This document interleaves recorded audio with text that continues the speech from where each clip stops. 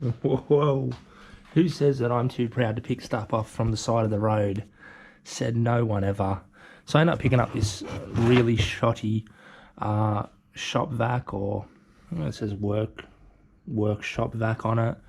And it didn't come with the hose. I actually had a few lengths of that, but it also didn't come with the adapter. So this is where practical 3D printing comes in handy,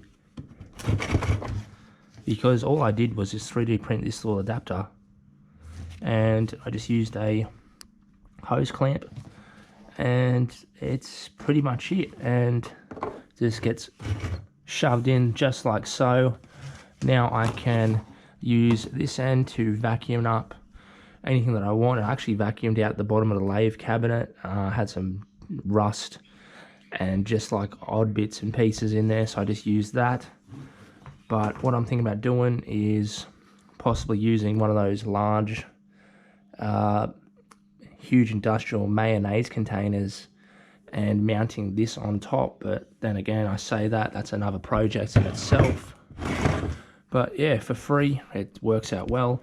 Also picked up this cabinet as well, which I don't plan on doing too much with. I'm just going to mount it on the wall and use it as is. So I'll probably put a few more screws in it here and there.